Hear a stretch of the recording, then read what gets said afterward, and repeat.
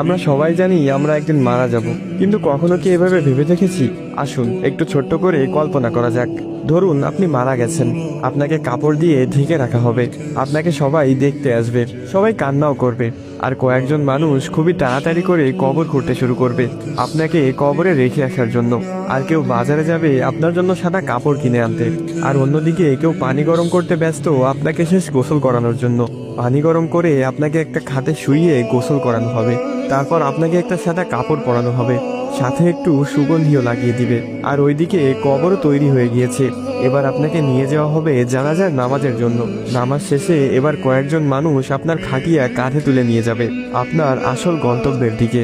কবরে নিয়ে গিয়ে দুইজন মানুষ আপনার কবরে নেমে আপনাকে খুবই আলতো করে কবরে শুইয়ে দিবে, সাদা কাফনে মোড়ানো লাশের বাঁধনগুলো খুলে দিবে আর মুখটা বের করে দিবে। তারপর তারা উঠে আসবে আপনাকে একা রেখে।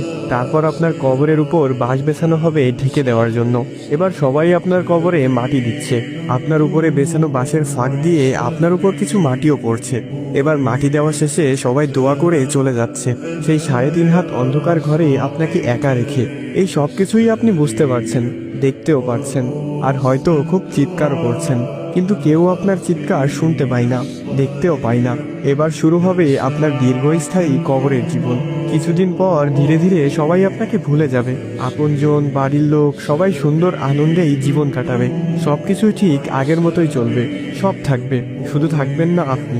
উপরোক্ত কথাগুলো একবার চোখ বন্ধ করে ভাবুন, আর সময় থাকতে নিজেকে শুধরিয়ে নিন। কথাগুলো ভালো লাগলে অন্যের সাথে শেয়ার করতে পারেন, অথবা মেনশন করে সবাইকে শোনার সুযোগ করে দিতে পারেন। তো গাইস, ভিডিওটি ভালো লাগলে সবাই শেয়ার করে দিও, আর ইউটিউব থেকে দেখে থাকলে তোমার ভাইয়ের আইডিটা সাবস্ক্রাইব করে দিও, আর টিকটক, ফেসবুক থেকে দেখে থাকলে ফলো করে দিও। তো আজকের মতো এ পর্যন্তই। আল্লাহ হাফেজ গাইস।